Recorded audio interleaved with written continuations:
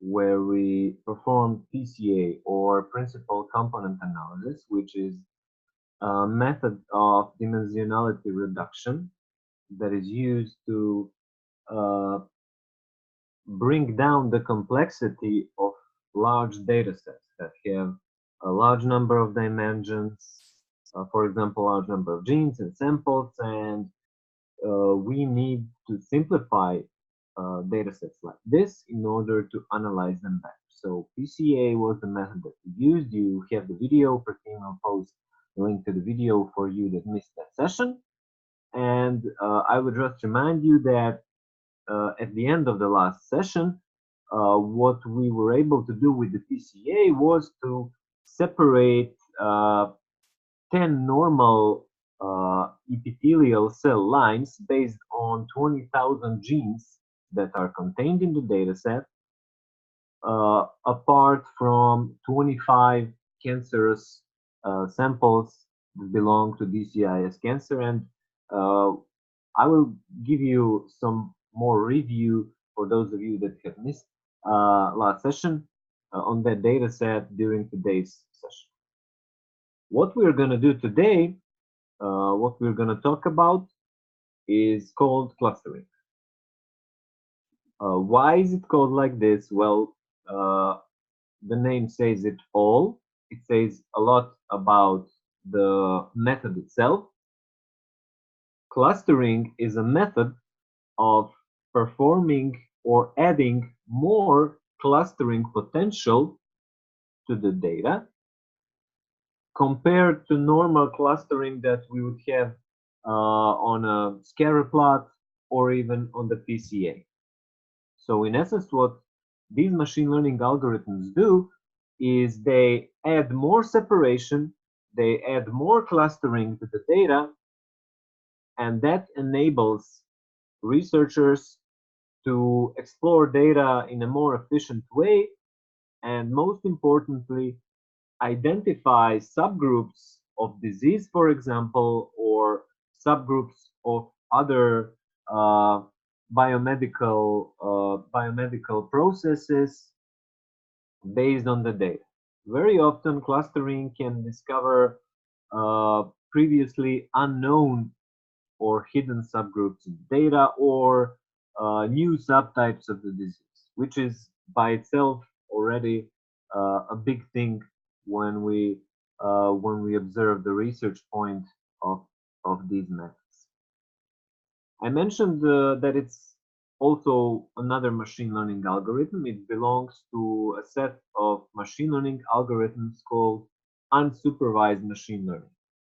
So before we go any further, I'm just gonna recapitulate some things from Monday's session, uh, just to go over those differences between uh, between statistics and machine learning. Now, as we said on Monday, statistics is definitely a part of machine learning. And we conducted some statistical analysis like, I don't know, finding means, medians, comparing them, finding correlation levels, and plotting the scatter plots and those trend lines. But machine learning has a different aspect of creating output results and even modifying these results to become more optimized. So what is the difference between these two? Why is machine learning more efficient in performing data analysis than basic statistics? Why do we even use it to perform analysis on such large data sets like I mentioned before? While statistics has a very defined set of operations, for example, we have the input, we create some rules, we create a mathematical model, and we can use it to test some hypotheses. So it's very simple. We have those things, we execute the functions, and we get the output. For example, I don't know, a mean or a distribution or some numerical result, or both. On the other hand, machine learning is more optimized for data analysis because it uses computing power along with the statistical and mathematical models. Another dimension is that algorithms that are included in this computing are able to learn on their own. So they can learn from the data, they can repeat the analysis, and on each step, learn some more characteristics of the data set and improve the rules, improve the mathematical models to create a more optimized model. So as we can see, we also have the input, we also have the models and the rules, but there are some other aspects that are included in the machine learning process. For example, complex algorithms. We have large number of steps.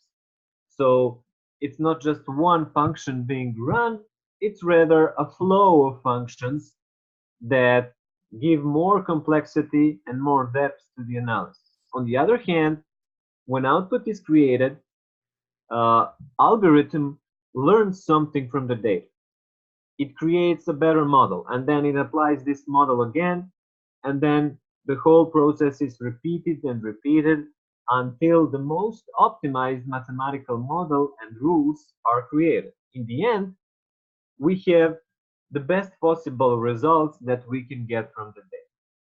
And that is the difference between statistics and machine learning. So a lot of these methods that we are using, most of them will have this learning aspect.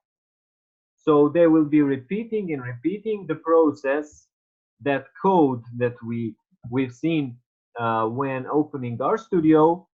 That process is repeated in a number of times that are called iterations. So each of these models will learn something from the data and then give us some output or give us some new perspective on the subtypes of disease, for example. So we mentioned before that machine learning has many applications. We won't go through them again, and I will introduce you to the data set that I also introduced you on Monday, but for those that missed the session, just a brief introduction. So we're dealing with a data set from a real-world publication, a molecular portrait of high-grade ductal carcinoma in situ, or DCIS. It contains mostly RNA-seq data, but it also contains other types of data. And today we will analyze only this RNA-seq data or transcriptomic data. So the data set contains more than 22,000 genes for various cell lines. Some of them are normal cell lines, normal epithelial breast cells. And we also have 25 cancerous or precursors of invasive cancer, which is called DCIS. Why is it called DCIS? Well, because it's located in the ducts of mammary glands.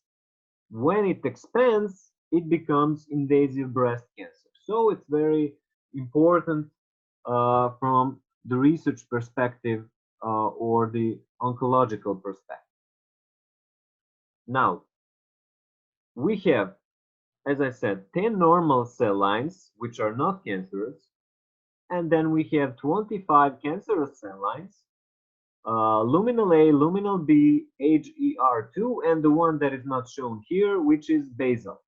So 4 cancerous and 1 normal cell. Last time when we conducted PCA, we were able to separate normal breast epithelial cell lines from all the cancers. But the cancerous cell lines were not separated. They were contained in the same ellipsis of the PCA. All of you that missed the session, you can watch the whole video of that. And also, if you need any help, you can always ask by email or other ways. So this is the situation that we got. This ellipse on the left shows normal samples being separated from the rest based on those 22,000 genes. On the other hand, all of those cancerous cell lines were contained in the same ellipses. Now, what were these ellipses? They were ellipses that were created by stat ellipse function in R, which calculates 95 probability that these clusters are clustered fine. That if we, for example, analyze more data, we'll probably find a lot of those samples in these ellipses. So it's kind of a dimension that adds something that is similar to statistical significance. When we talked about statistical significance, we were also talking about 95% probability that is accepted in the academic industry as something that is statistically significant. So this was the PCA that we conducted. We reduced dimensionality, and thus we were able to separate normal cell lines from the cancer. But what if we wanted to separate cancerous cell lines from each other? We would need to add more depth into the analysis. We would need to add more complex algorithms that have more separation power. And clustering algorithms are exactly the ones that we can use to separate this even more. So the first question that you might ask is, how do we separate them more? Well, we can separate them based on their locations and based on the nearest neighbors on the plot. We'll talk about that later. So clustering is a form of unsupervised analysis. What that means is that you don't need to have a labeled data set labeled in terms that you already have categories. For example, you already have normal, luminal, or Claudin low, I don't know, and then you have categorized your data. You could only have just sample names. You don't know their categories. And that is the difference between unsupervised and supervised machine learning. Clustering is a form of unsupervised machine learning, but that doesn't mean that you can't include some labeling in the data. But this labeling should not be exclusive. It should not divide your data into categories. And you will see how important this is when we start the part with our customization of the results that we get from the plot. You have a variety of unsupervised machine learning algorithms when you go to that section, unsupervised machine learning. So this is, I'm sure that all of you know the address to this platform, and if someone doesn't, Pratim can again post the link to you. So when you access unsupervised machine learning, you will have a lot of algorithms that are available for you to use. For example, you have the PCA that we used last time. You have PCA R library. We also use to edit that PCA plot and add those ellipses. Now, in this second sector, you have clustering. So you have P clustering, which was developed at T Bioinformatics Tauber Bioinformatics Research Center, but you also have a lot of other algorithms like H clustering, which stands for hierarchical clustering, K-means clustering, spectral clustering, or DB-scan. So a lot of these methods use similar principles, but there are also a lot of differences between them. What is same thing for all of them is that they're using some properties in the data to improve the separation, to improve the clustering, to get clusters closer together, and to get different clusters far away from each other. So that is the basic meaning. That is the basic purpose of clustering. You want to bring variables or samples or values of same clusters closer together, and you want to create a distance between different clusters, and that will improve the separation and allow for discovery of different subtypes of disease, for example. Today we will focus on two algorithms. They're called K-means and H clustering. You can see them on these buttons. Now let me explain to you some basic principles of clustering. How do you improve that separation? How do you add more clustering into your data? Well, here is a simple example, and it's based on nearest neighbors. How do we use nearest neighbors to separate or cluster data even more? Let's imagine we have a plot, right? So we plotted values on x and y axis, and we have some relations, some distances between these values. Now, for example, we could use 5 closest values, as you can see here, and link them to each point. And now we can move this point towards its 5 closest values. So we created a rule.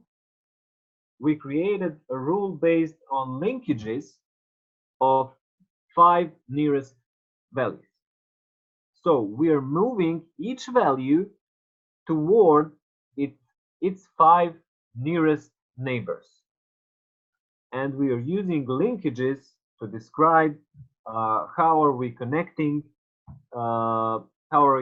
each value to its nearest neighbors.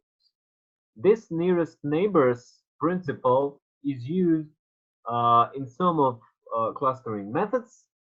There are some methods that combine it with some other rules, but generally we are able to create linkages or linkage patterns in the data and move values or cluster them based on those linkages, based on one nearest neighbor or the whole data set of neighbors, or we could find some averages based on those neighbors. There are many methods, many statistical properties that we could use to improve the cluster. Why did we do this? Well, simply as we move values towards their neighbors or towards their clusters or centers of clusters, we're creating more separation. So we're getting more resolution into our analysis. This nearest neighbors or just neighbors are often called K in machine learning and statistics. So when we come across something that is called K, for example, in RStudio, you will see that it relates to the number of these neighbors that we're using. We can use different forms. We can use just 2 nearest neighbors, right? So we can move this value toward. And in the end, when we perform this on every value, we will separate clusters even more. That will enable us to find more clusters. If we had just 2 clusters in the beginning, now we can find 5 or 6 or 10 or even more. So here are some linkage principles that are used in clustering machine learning algorithms. Some of them are used in those algorithms that we'll use today, which are k-means and hierarchical clustering. So the simplest method is called single linkage, right? So you're calculating the nearest single linkage to every value, and based on it, you are creating clusters. Since you're using nearest values, this method has low separation power. On the other hand, take a look at number 3, complete linkage. It's complete because it uses most different values in the cluster to separate. So we are moving these dots, we are moving these, they could be values, they could be variables in clustering. We are moving them based on these most different values of the clusters. So complete linkage, as we are using maximal distance, will have more separation power, for example, than single linkage. You can see, for example, this chaining, number 2, and we're combining this single linkage, for example, with chaining. So there are a variety of forms, methods, and some of them are, as I said, more or less appropriate for each data set, and we'll see that later. Number 4, average linkage. What we are doing is we take one value and then calculate distance to all other values of all other clusters. And we take average of them, and based on this average, we are separating the clusters even more. What is characteristic about averaging linkage method is that it's very accurate. It has, for example, lower separation power than complete linkage because it is using average and not maximal distance, but it's very accurate. Since you're using average linkage from all the values, you have very accurate assessment. And if you have enough separation power, average linkage is one of the most optimized methods to use. You also have centroid linkage. It's a bit more optimized than average. It's very similar, but now we are calculating centers of each cluster, and we are moving values towards those centers. So as I said, it's very similar to averaging, just that we are moving values towards centers of the cluster. And k-means, which we'll use today, uses this centroid linkage, and you will see how it works on a hands-on example. Number 6, word linkage. What word linkage does is it minimizes variance in clusters and maximizes variance between clusters. So it has two dimensions, right? So if you minimize variance inside the cluster, that means that you are bringing all values of the cluster closer together. But then you have another dimension, you maximize distance between the clusters. So using these two dimensions, you have a very high separation power. And word linkage is used in the algorithms with highest separation powers. And we will see, for example, today on an example of hierarchical clustering, how word linkage can be used to find a lot of subtypes of disease. Now let me introduce you to some other principles of clustering.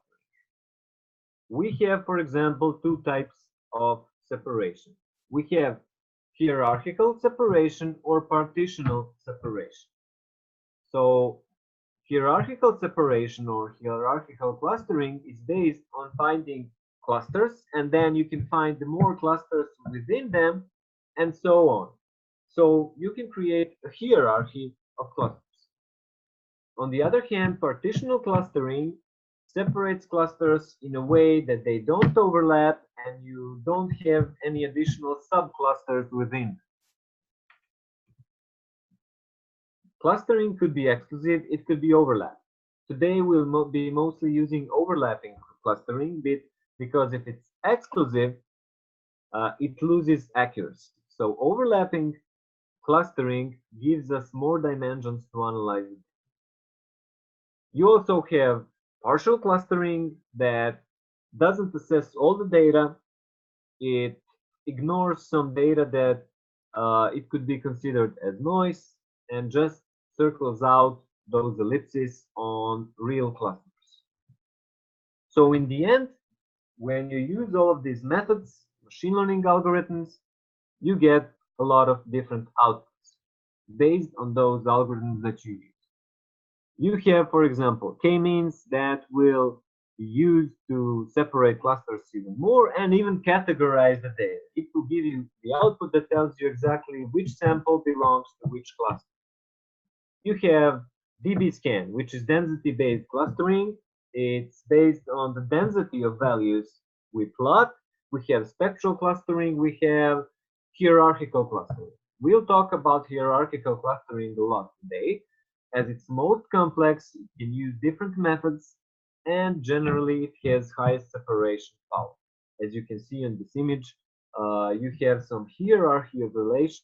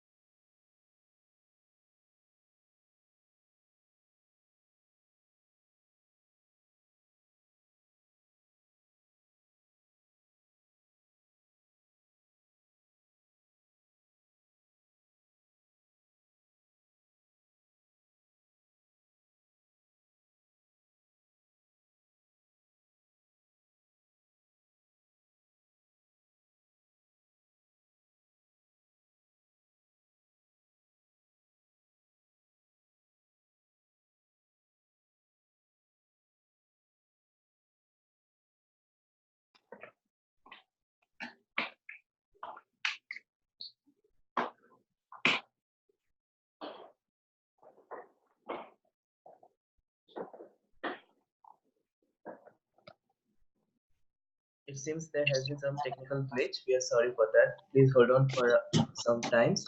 Darko will be back very soon. Thank you.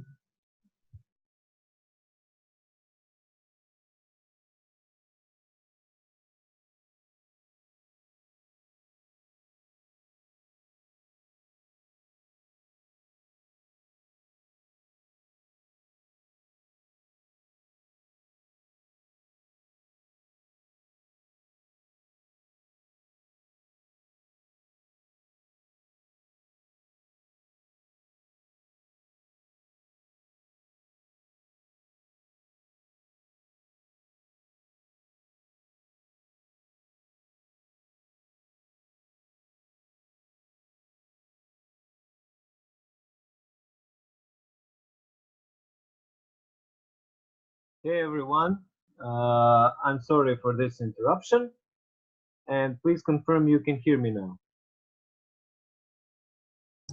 Yes, Darko, we can hear you. Okay, thank you. So, uh, we stopped here. As I said, we'll create a lot of outputs that will define the relations of subtypes of disease or subgroups in the disease. There are also other principles that apply to clustering, like, for example, distance.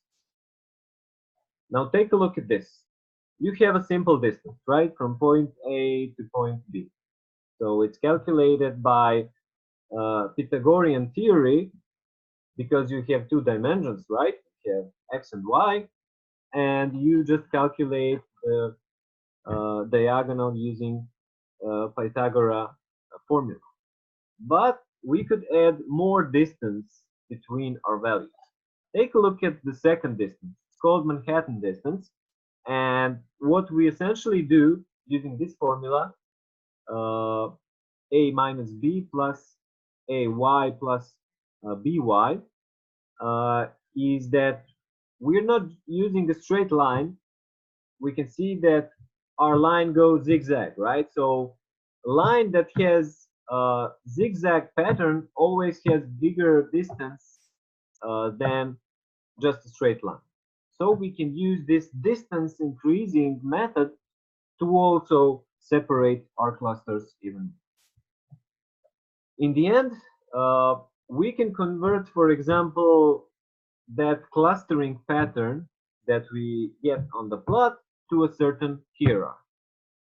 So it's the same thing, just presented in different ways, because these hierarchies, called dendrograms, are a more intuitive way to assess the nature of associations or nature of different subtypes of, for example, in this case, DCIS scans.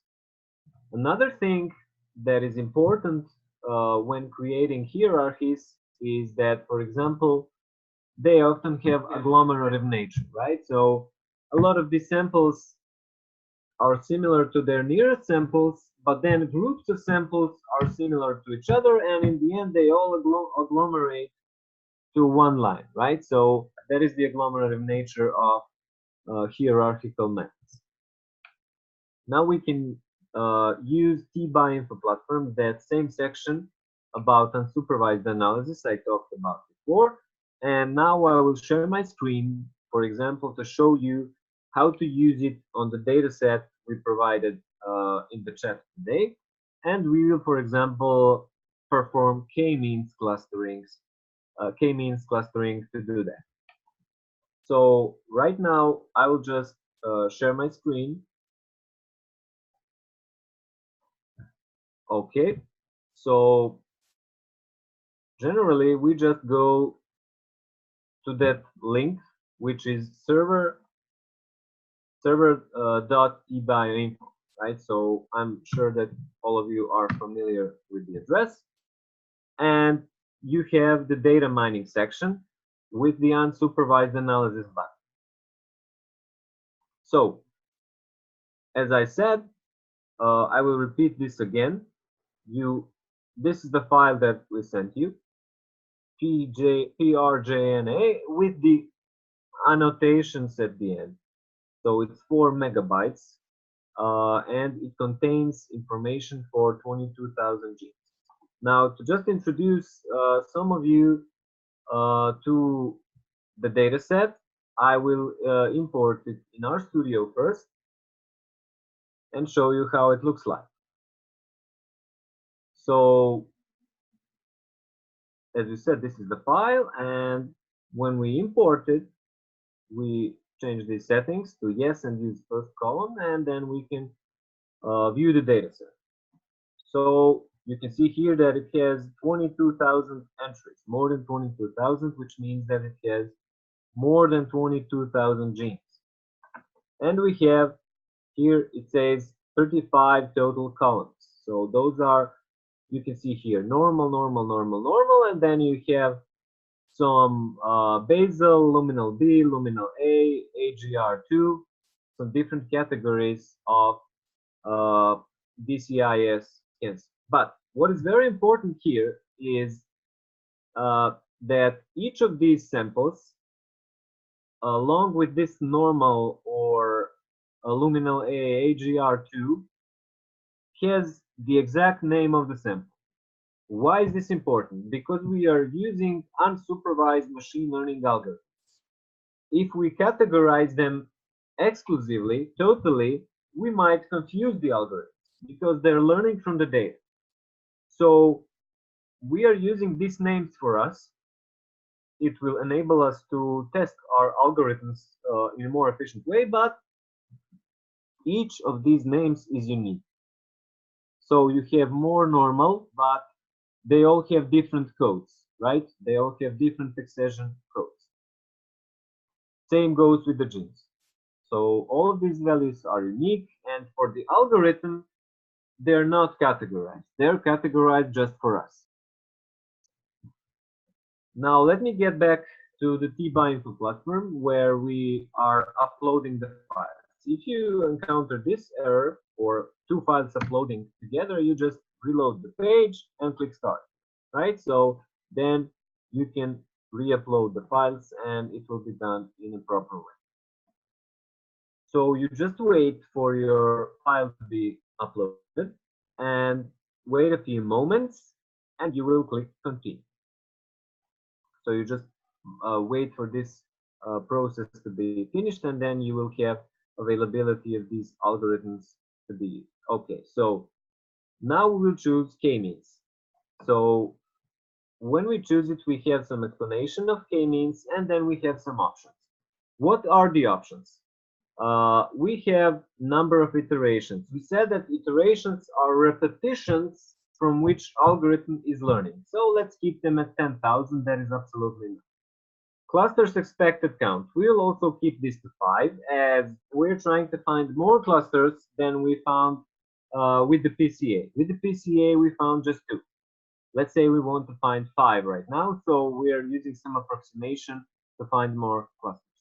Do transpose, we set this to true, right? Because these algorithms require you to transpose the data from data set like that has genes on the left side and samples on the top. You must transpose them to analyze the sample. So we click save and we click end. After clicking save, you can just type the name here, or if you don't type it, it will create the name automatically for you. I'll just create the name automatically for now and run the pipeline. So the pipeline will start to run and you will have it here in my pipeline. So it created an automatical name, k-means unsupervised analysis. This will be finished in about, I don't know, 2-3 minutes, but we won't wait for that. I run the same pipeline for this session, k-means session, and after it finishes, you will get some output. So output contains 4 files, right? So it contains, for example, this file, which says clusters only. So you can open it, you can review it, and you'll see it's just a txt file, right? So even though it's a txt file, it contains some very valuable information. You have a number in front of every sample. That number tells you that that is cluster 2, right? So all of normals are in cluster 2, as you can see. So it separated them very well. And then you have threes. That's another cluster. So here you have basal, luminal, luminal, AGR2, and then you have more clusters like cluster 1, cluster 4. So each sample is assigned to a different cluster of those 5 that we set in the settings. But we might want to create a plot out of this and improve it to get more intuitive interface for the analysis. How do we do that? Well, for example, we can use the script that is output from the platform, and when you download it, you will get this zip file. So the zip file will contain 3 files. Now I recommend that all of you, when you do this, some of you are doing it now, if you do it later, that's also fine, you extract this to a defined folder. So you know in every moment where did you extract the file, because it's important when using RStudio. So I created a folder on desktop which is called rpack kmeans. So I'm extracting all 3 files there. So here are my files. They are in that folder. When I open, I'm just going to close this one because we use it to view the data. And we go to these 3 dots here, as I said. We go to our directories and find that directory. So here are our 3 files.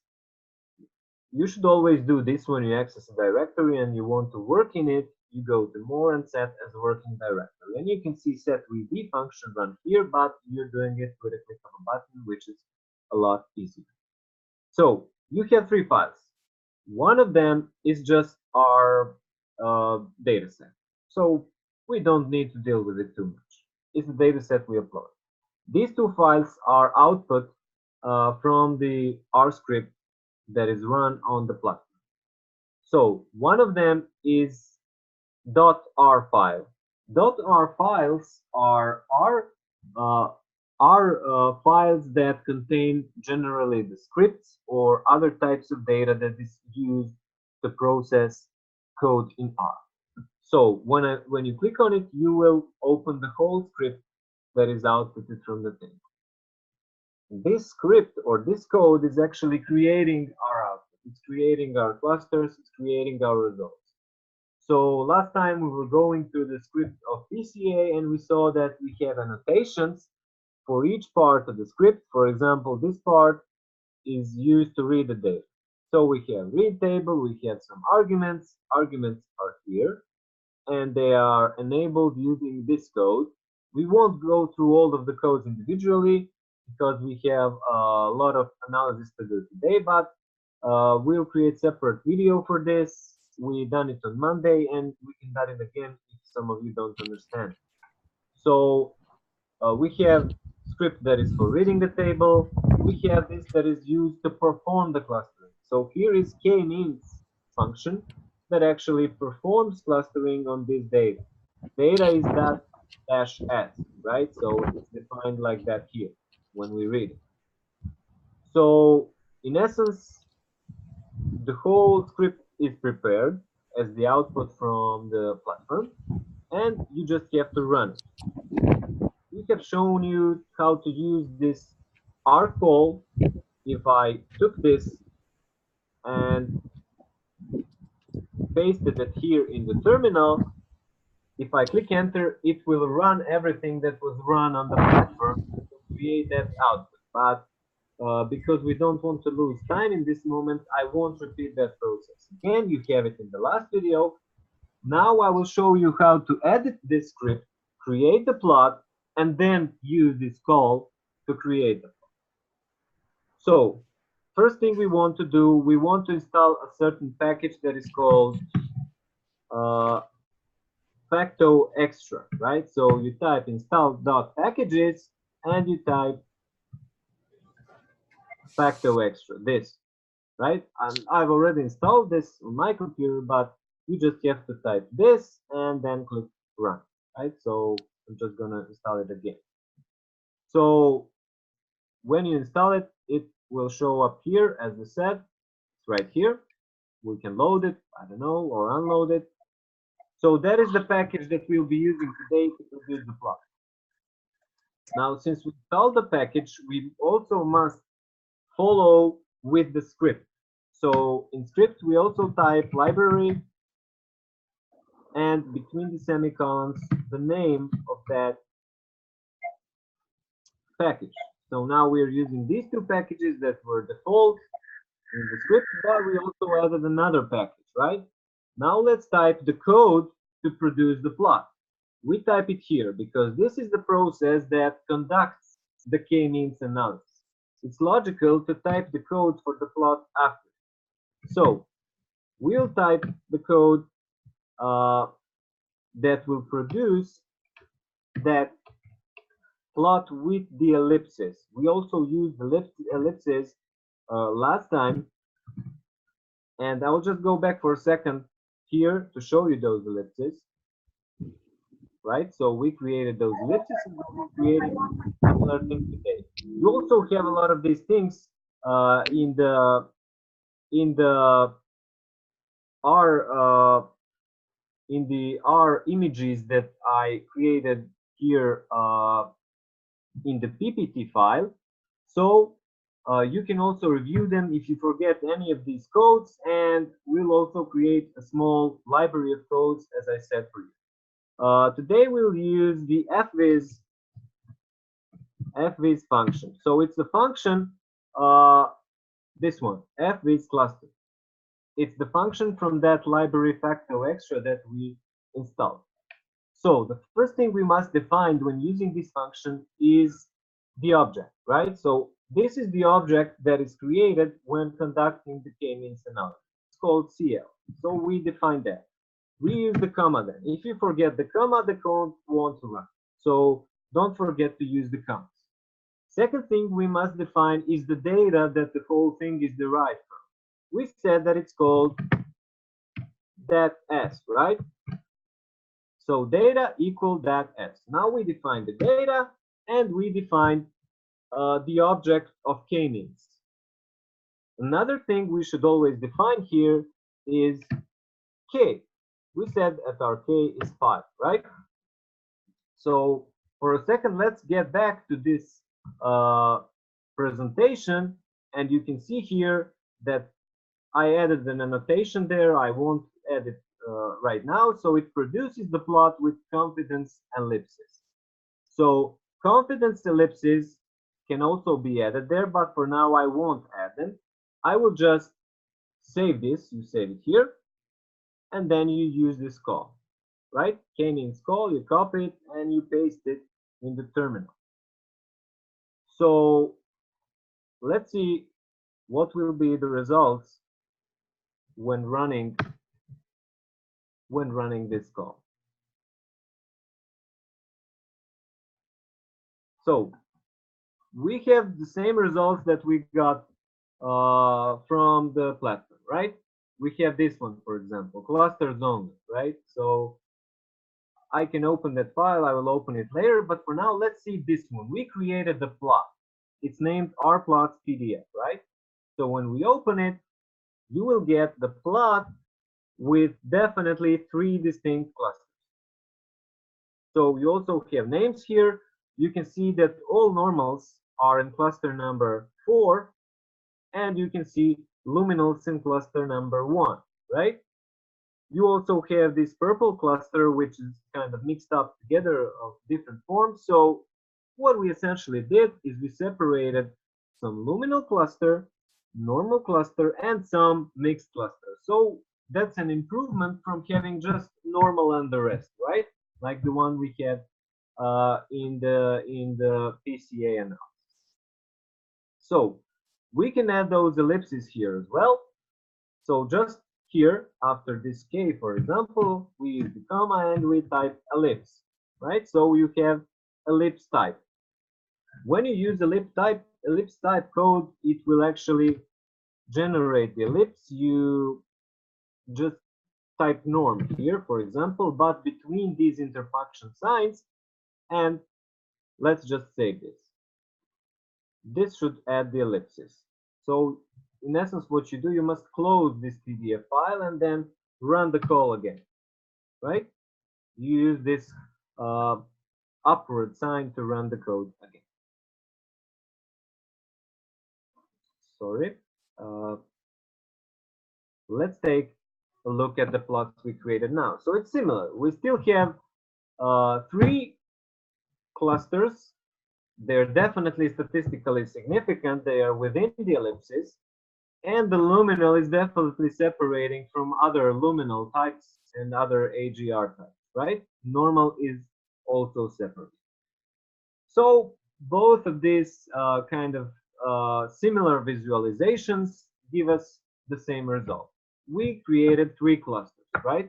So that's an improvement from having just two. You will have all of these codes. So don't worry if you forget anything. You have all of these codes in the library that we will create for you. So we finished this part with the k-means. We used it to definitely identify three clusters. Now let's use another segment of unsupervised analysis interface. Let's upload the same file, and we said this is the file. So now we will perform hierarchical clustering. You will see that hierarchical clustering has many options. It's not just one algorithm like k-means. It actually has more algorithms within this area of hierarchical clustering, and we will access them on the t-by.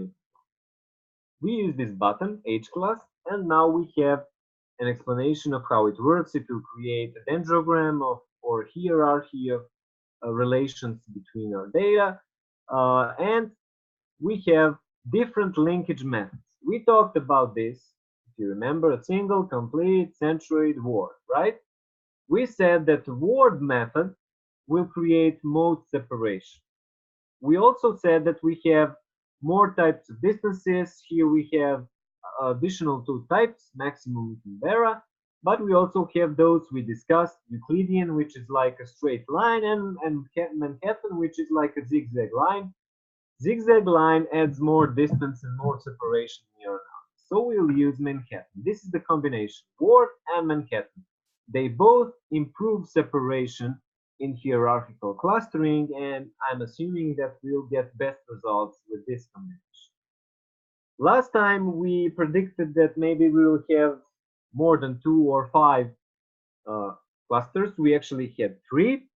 We won't have to predict anything in 100% way here. We are just using this option to approximate for the algorithm what is the expected count of clusters. But this expected count will always be different to what we expect. So now let's say we expect more clusters. Let's expect 10 clusters, right? So we will also use this transpose function, and we will finish the analysis. I won't be creating the name, so I will create the pipeline. It will run. You can see that the last pipeline on k-means is finished, which I run during the session, and it has those same output files. So here is the age clustering, which I just created. It has output files, and it has 5 output files, right? Among them, we have one PDF file. If we open it, it will actually contain a dendrogram. Now, this dendrogram is already telling us that we have a lot of subtypes of disease. Take a look at this. All normals are being agglomerated here on the right. So that's expected. They're here on this branch, right? But now, take a look at this branch. We have some luminals here, right? But then we have some luminals here on this branch, and we have some luminals here on this branch. So approximately this is the level in which most of the branching is occurring, and that is the optimal level to actually assess the data. What we just found out is that we have one branch of luminal, another one, and another one. So we have 3 subtypes of luminal DCIS invasive cancer precursor that are on totally different parts of the dendrogram. For example, HER2 is between them. Take a look at this. AGR2 is also creating another branch. There is a branch here which is kind of chaotic, right? So we can't see any of them clustering in some regular pattern. So this is not very relevant for us, but from this point to the right, everything is in order. We have normal, we have HER2, and we have 3 luminals. That's already like at least 6 clusters. This could also be considered another undefined cluster, but it could probably even contain even more clusters. What we did now is we used Manhattan, distance, and word method to actually create 6 clusters. This information is already relevant from the research perspective. Right now, we concluded that we have at least 3 subtypes of luminal cancer, right? In the initial phase, we had just 1. Now we have 3 subtypes. So that is already a lot of information from, I don't know, research perspective or other industry perspectives. For example, pharmacological, right? Because 3 different subtypes could have 3 different therapies that are each optimized for each of the subtypes, right? So we won't go too much into that clinical part. Right now, we will stick to this data science. Now, you saw that I interpreted this dendrogram in a specific way, but there is a way to improve this interpretation potential and get a more intuitive dendrogram using RStudio. So we'll do the same thing. Let's just download the RPack and extract it to a specified folder. So we said you need to create a folder, so I created another folder on the desktop, RPack Hierarchical, right? So you just unzip all the files there. We can see that the files are there. And we will use these files to actually create this more intuitive dendrogram in R. Now we can leave all this here. We don't have to remove it. So we can just go through directories and go to that new directory, RPack Hierarchical. We will set it as our new working directory. And we will also create our new terminal number 2. You can see that new terminal has this as working directory. So let's do the same thing, right? Let's open the hclust.r script. We have the whole script here, right? Read the data, perform clustering, and then we have the output dendrogram, which will create the dendrogram that we just looked at, right? We also have these other codes to output those txt files, but for now we will focus on the dendrogram. Last time we didn't have the dendrogram, we didn't have the k-means plot, so we created it. This time we already have the dendrogram, but let's say we want to create another dendrogram. So we won't be deleting this one. We will create another dendrogram. We said that the ideal position is before or after, as I said, this perform clustering code. So it creates the CL object, which is a product of H clustering analysis and all those options that we use. So object is created and it's ideal to insert the code here. So it's similar to what we did here.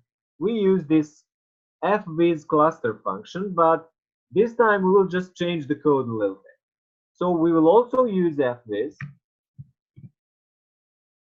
but this time after the dash, we won't be typing cluster, we will be typing den.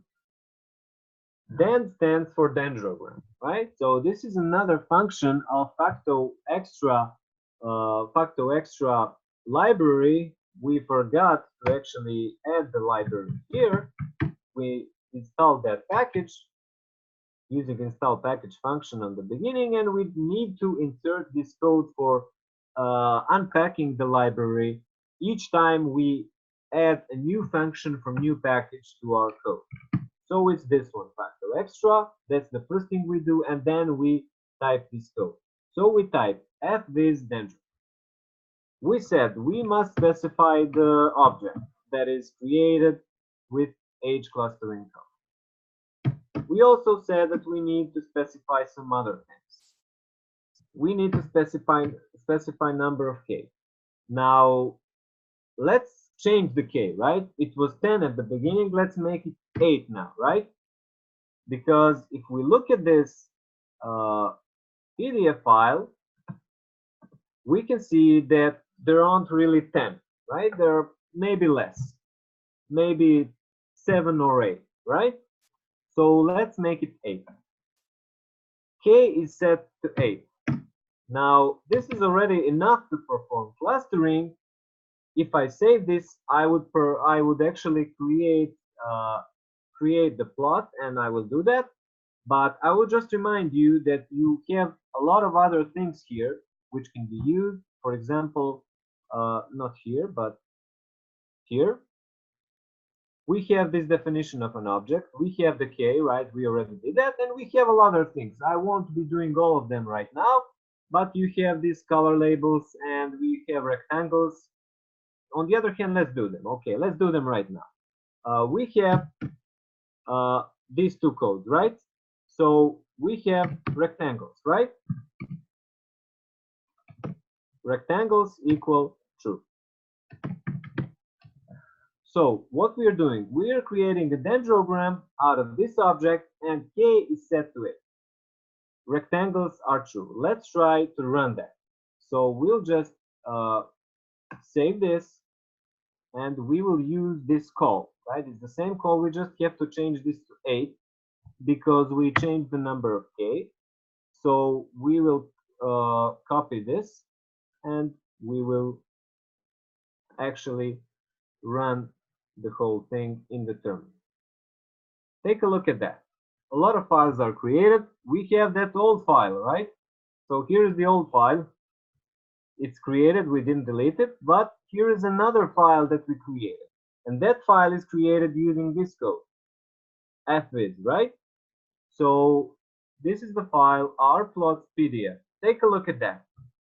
We created a very intuitive dendrogram which actually colors all the clusters we discussed. So here is the normal, it has one cluster, right? Here are some luminals, here are other luminals, here are HER2, and there is another luminal. So here are 3 luminals, right? And there is the HER and the normal. And then there is this cluster that I said it's not clearly defined, so this is like separating them into 8 clusters, but as we can see, this one is not a cluster, it's just one case, just one luminal, and it probably belongs with these luminals.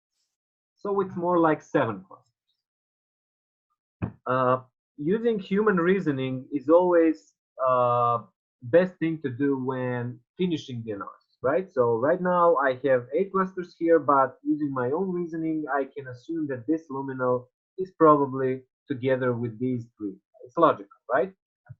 So this is a very intuitive way of interpreting an improved cluster dendrogram that is outputted from the t-by-info plot.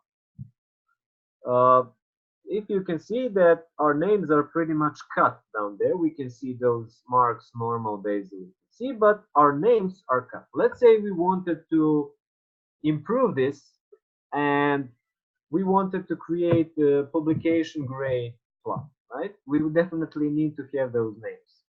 So how do we do that? Very simply, we go to this code, and for example, I don't know, here after k we can type cex equal. Now I already know from experience all the values. You can play around with them. For example, if I set 0.35, I know that I will add those names.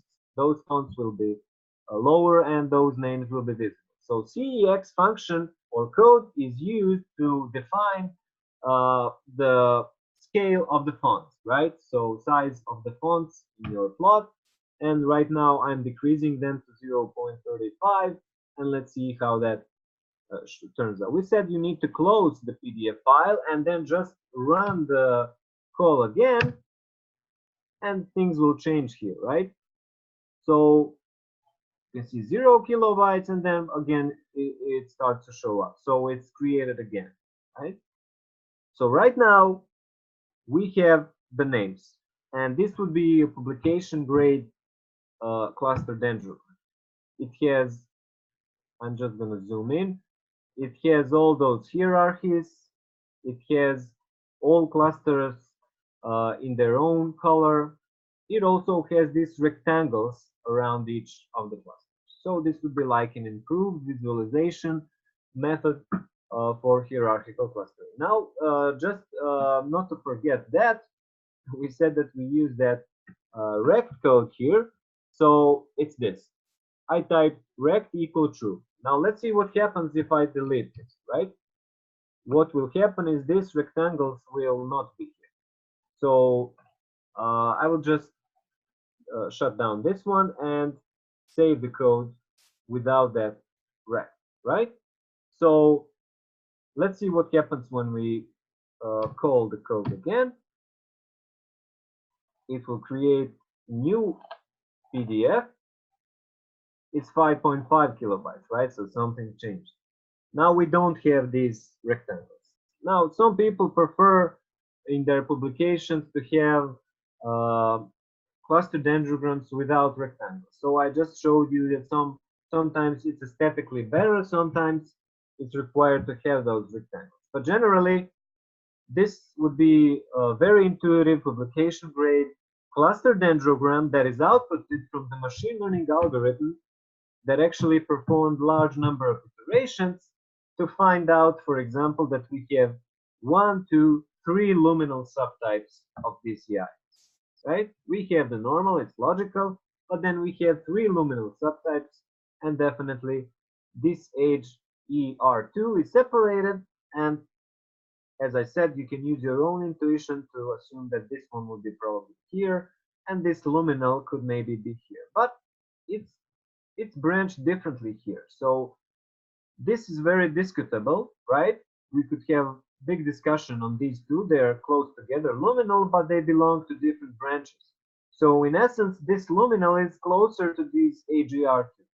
And that is another thing we can find out.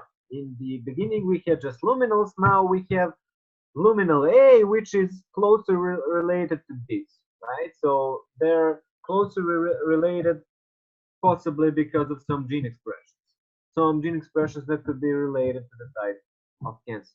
So from the research perspective, this is a lot of information, right? So you found out that within those 35 samples, you have at least 7 subtypes of samples. One of them is normal, and then you have 6 subtypes of DCIS cancer, and you have at least 3 luminal subtypes, not just one.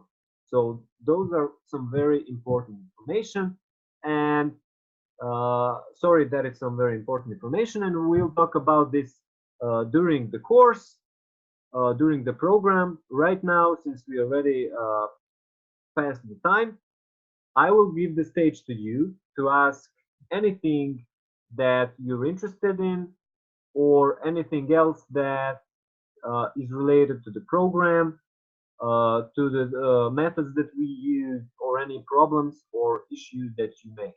So feel free to ask. You can unmute yourself, or you can post questions in the chat. So I'm just viewing the chat.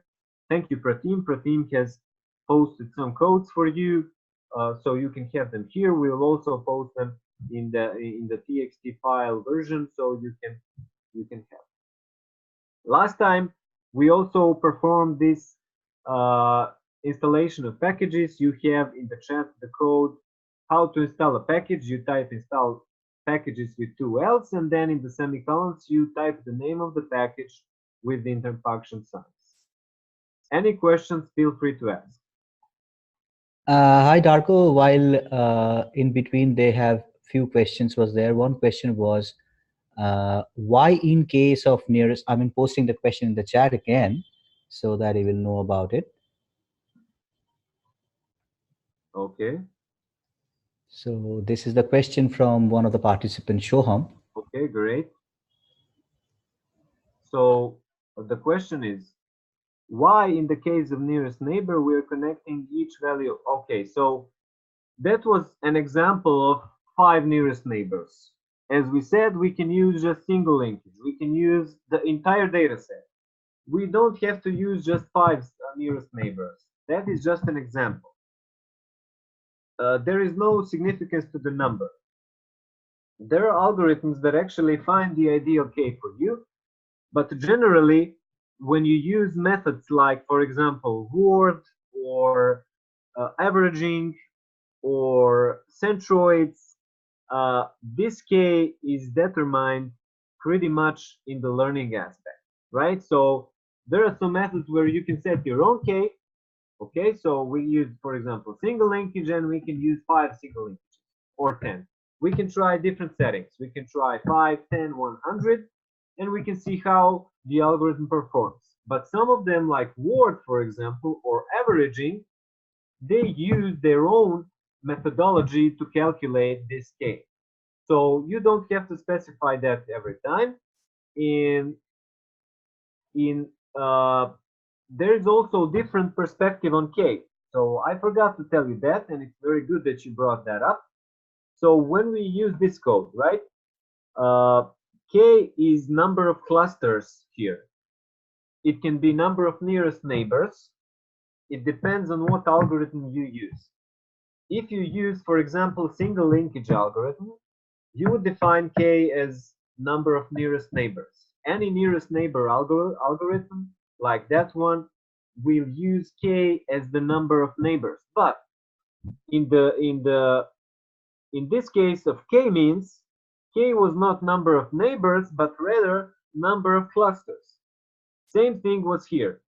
We also defined K here when we typed this code for the dendrogram. K was 8, and it was number of clusters, not number of neighbors. So K can have different perspectives, and generally, when you define number of clusters, it's something that you're doing to approximate or to narrow down on the exact number of clusters.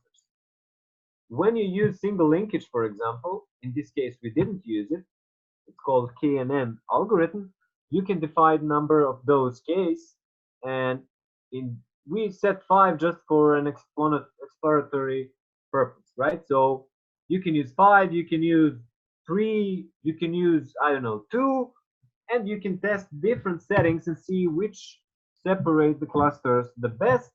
Generally, there is a rule. So if you use less values, if you use just 2 values, you will have more separation, which is interesting. If you use a lot of values, if you use 20 values, you'd have less separation. Why? Because some methods, for example, averaging, it will average on 20 values, right? So you have low values, you have high values, you have some medium separation. Averaging method generally, as I said, takes all of the values into account. So let's say we have 20 values here, right? We have maybe more. So you calculate the average. You don't have maximal separation. But in this case, you could take just 2 values, right? So this separation could be high, right? This separation could be low, but this is very high. And using single linkages, you can achieve big separation if you have big distance between the values. But generally, word method is best used for high separations because it decreases the variance in the clusters, right? So generally, you have different settings. All of the algorithms have their own perspective on how to separate the data. We have this one that we used in the k-means. So we were defining number of centroids, right? Number of clusters, and each cluster has its own centroid, its own centroid.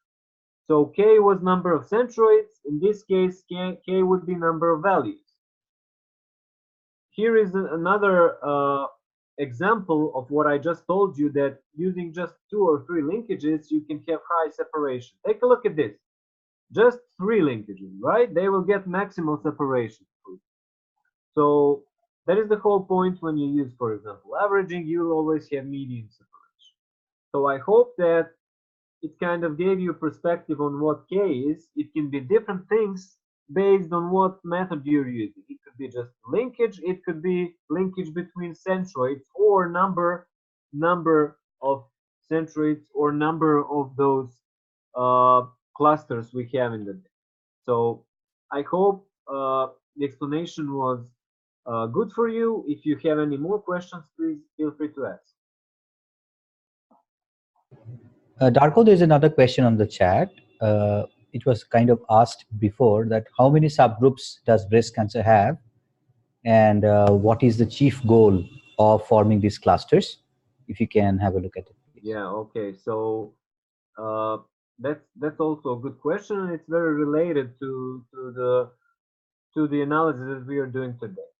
So let me just go back through some things that we did last time. We said that uh, when we started the study, right? When we started to analyze the data from this exemplar study, in the beginning we started with 4 groups, right? So it was 4 groups of cancer and normal epithelium. That's the information we have.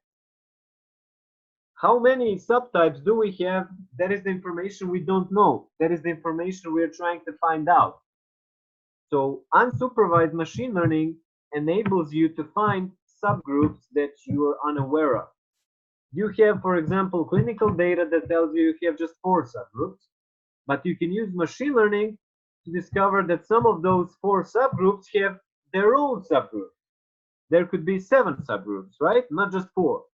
And that's what machine learning enables you to do. From my knowledge, each type of cancer has hundreds of subgroups. And those subgroups that are well defined, they will appear in research. But if you use machine learning, you can discover that each of those cancers is quite different, and on different levels, there could be hundreds and hundreds of subgroups for each type of the cancer. For example, for this one, I believe there are over 15 subgroups, just based on the data we've conducted now.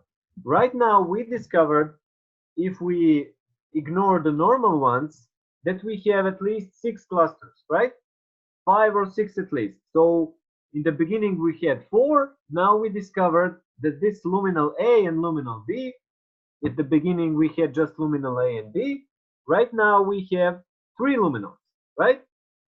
And we can see that they're not, this one is just from luminal B, and then these 2 could be something else, could be some other type, right? Because we have now 3 luminals instead of 2. So another one is appearing. That means that one of those luminals could have 2 subtypes. And that is a logical explanation. On the other hand, if we took the analysis even more, we could see that even normal samples have their own hierarchy, right? Because those normal samples could be taken from different microenvironments, and they could have different expressions. So all of this clustering is created based on those 22,000 genes. So these are some pretty accurate data. We are like taking whole thousands of genes to create a hierarchy like this. But in essence, this analysis will give you that information. In the beginning, you have, for example, a number of subtypes, but then you can use machine learning to create this hierarchy that will enable you to find maybe that there are even more subtypes. There are subtypes that we don't even know about, and we might identify them using machine learning. Why is this important? Because uh, you can create a new classification, right? So let's say for now you have a classification of just 4, but you can create a new classification. I'm sure that these results that we got right now, right here, they will show up through some research and publications, but generally using this methodology, a scientist can explore subtypes of disease that he couldn't explain or explore using regular methods, right? So This definitely enables you to find some very fine subgroups to create better hierarchies of relations between those subgroups. Why is it all important? Again, because different subtypes of cancer might respond to different therapies, right? So, for example, all of these are luminal, and one might think that a luminal subtype has a distinct therapy for it. But what if you have three luminal subtypes? There could be three therapies that would be optimized for each one of them. So generally information like this could be used to create forms of personalized therapy. Of course, this would have to be combined with more research and information from those trials where the therapies are used to see what therapy is efficient on which subtype. And we'll be introducing you to some more data during the program that is analyzed using supervised machine learning. So unsupervised machine learning like this can give you a detailed classification of, for example, these cancer subtypes. Now you can use this classification to create predictive models, right? Let's say you have one gene expression. You can create a predictive model and assign that cell line to one of these clusters. So you can use this now to create predictive models, to use it in personalized oncology therapy research and other types of research, and we will talk about that in our next sessions. Okay, so please feel free if you have more questions, you can ask. I have two questions, Darko, if I may ask you. Of course. So the first one is that PCA also separates the data into clusters or groups. And so does today we have understood that K-means also does kind of similarly, yes, separate them into groups or clusters. And so if we look at the clusters which are created by, or group separations which are created by PCA and the group separation created by K-means as well. So essentially, what is the, I mean, if I may ask you that, what is the basic difference between two? Well, as you have noticed very well, there isn't too much difference, right? Because K-means uses means method, like it's similar to averaging. It has lower separation power, but it's very accurate. PCA, on the other hand, was dimensionality reduction. It had even less separation power, but it was enough to separate normal samples from the rest. Now, the rest wasn't separated, but if you take a look at the K-means, let me just find the K-means, this was pretty much the situation that we had. So we had three clusters, right?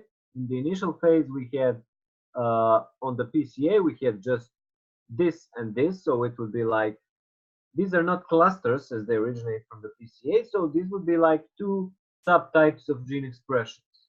But when we used K-means, we added a bit more separation there, right? So we had normal, we had luminal, and we had another cluster, right? So we created now, instead of two, we created three clusters. But this wasn't enough. So we generally needed to use a method that has more separating power to create a better hierarchy and create at least 7 clusters. So does that make sense to you, Bruce? Absolutely. I mean, I can understand. So K-means gives us a more resolution to the grouping, I guess. Yeah, a little bit more, right? So if we have just two groups here, with the K-means, we can expect three. These are the things that generally will apply in most of the cases when using these algorithms. They may vary, right? Sometimes you will get more clusters using K-means, right? Sometimes you will get 5 or 10 or 15 regarding different data sets. But generally, that is some, I don't know, experience-based rule. You have the PCA, then you have the K-means, and then you have word method and hierarchical clustering that will give you the most of your separation power.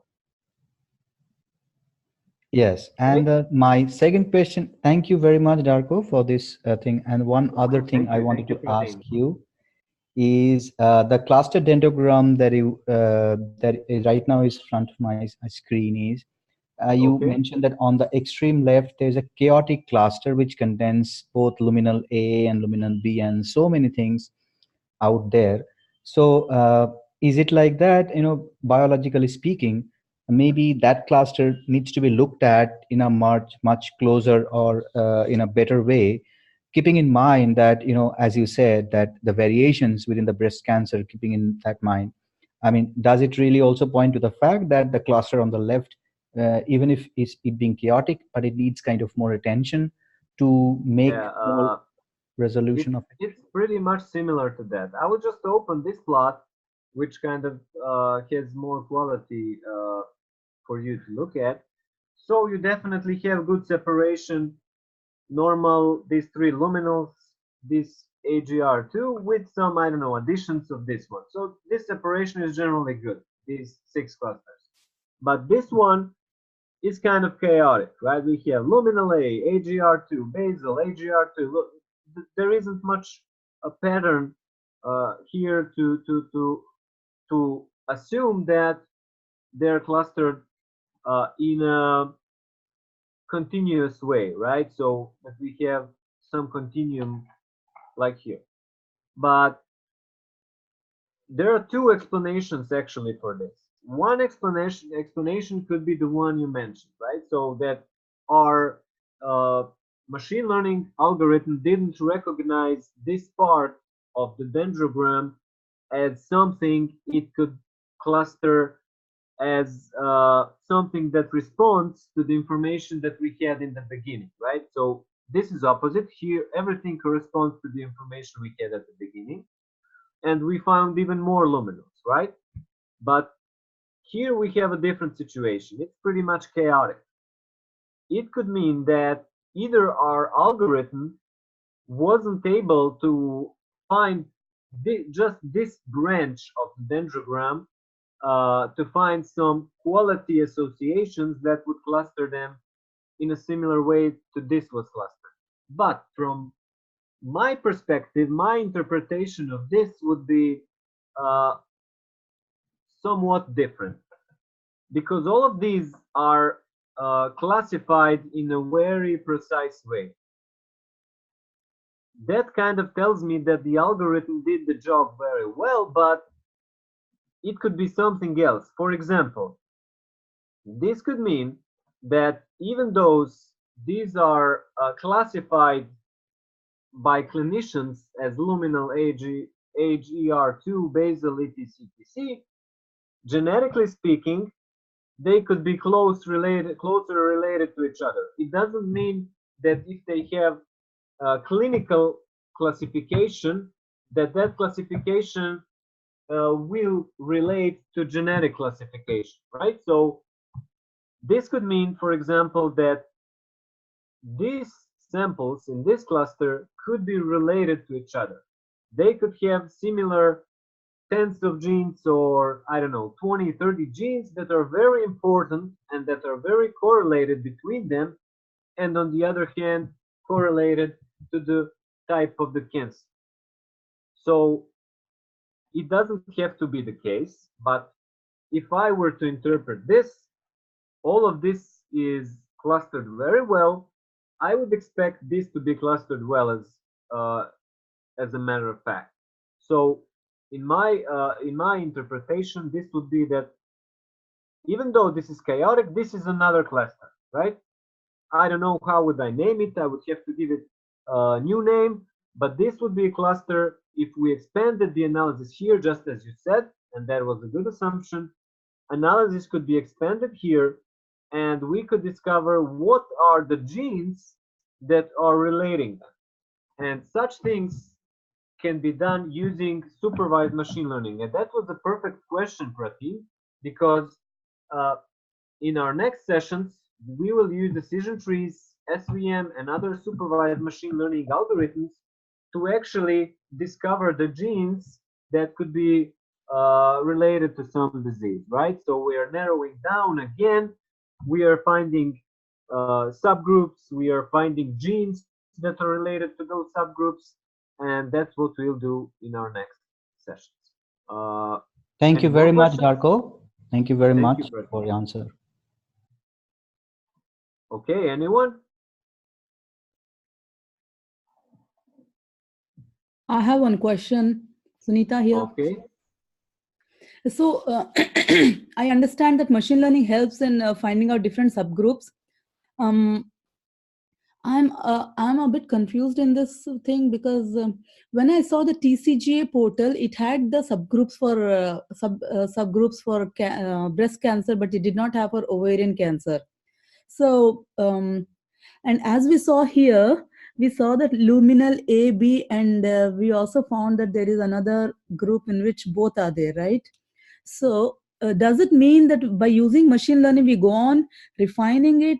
How does it actually work? Where are we going to stop and say, yeah, these are the actual subgroups we have found, or whatever? Did you get my question? Yeah, that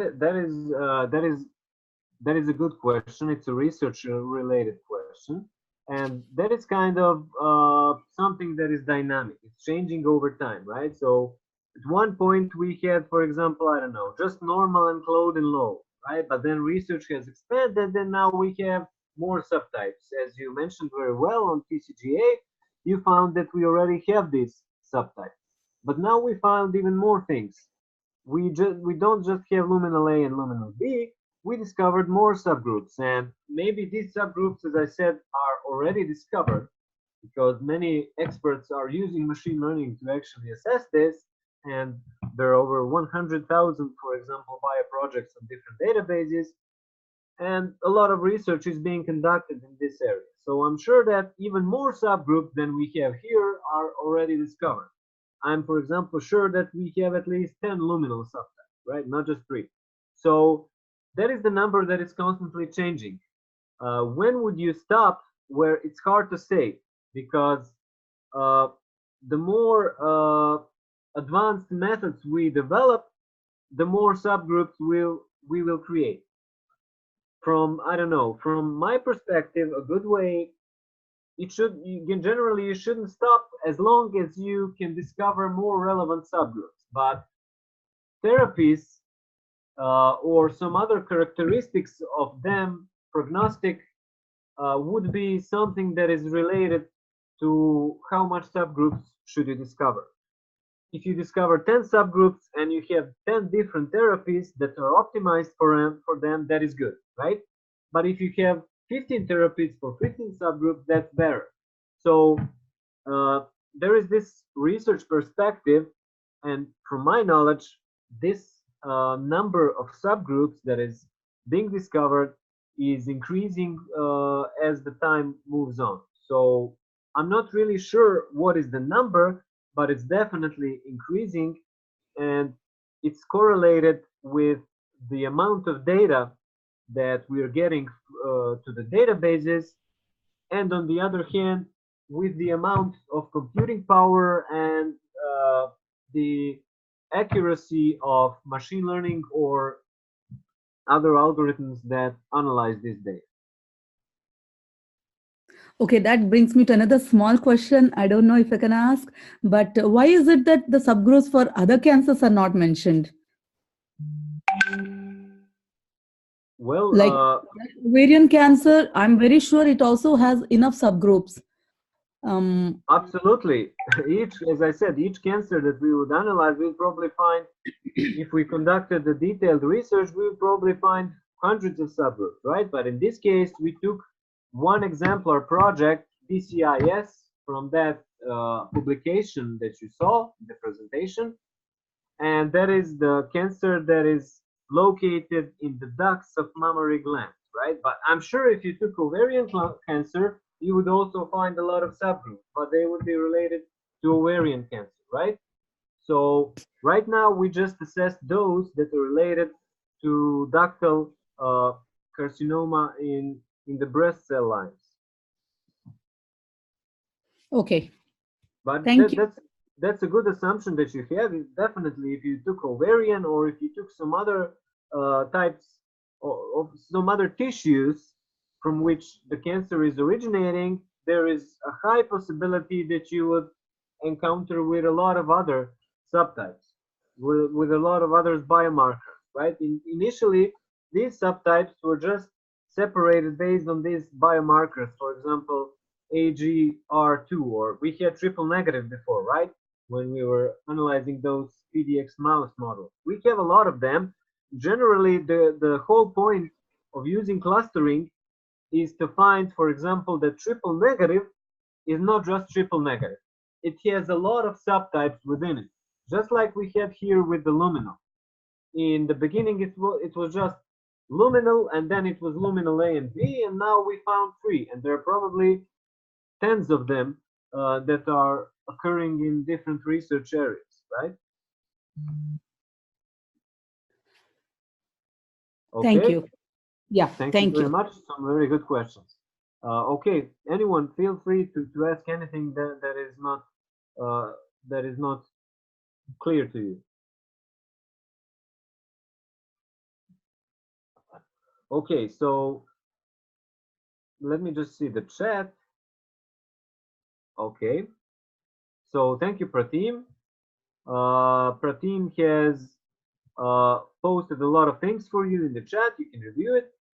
So also some very good interactive questions, and I would encourage you to do this even more. There will be sessions where we will let you share your own screen and show us how you perform these analysis.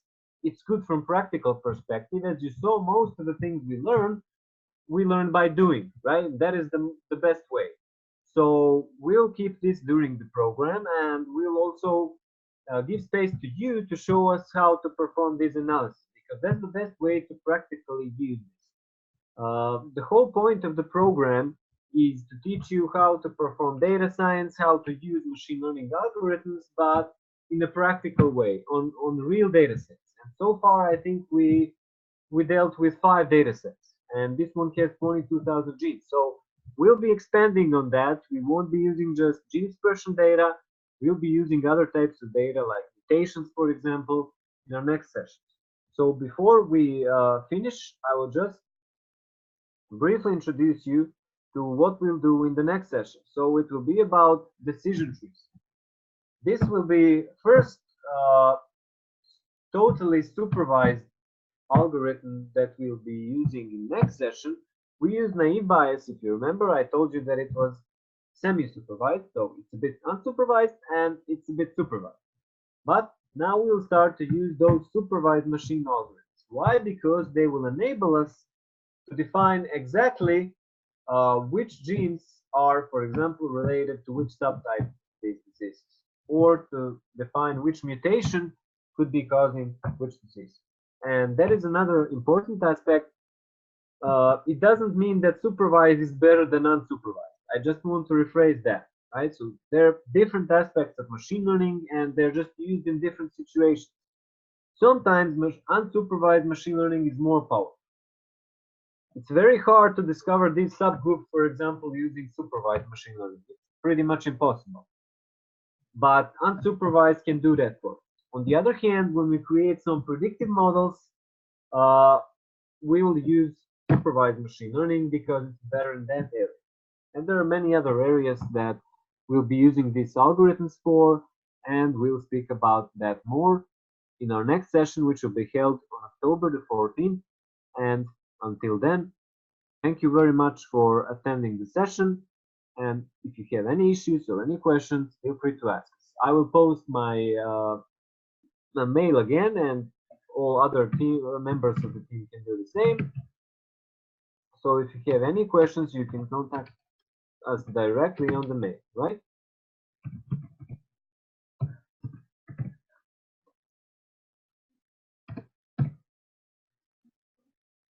Thank you very much, Sarah. Thank you, Pratim. Thank you, everyone. So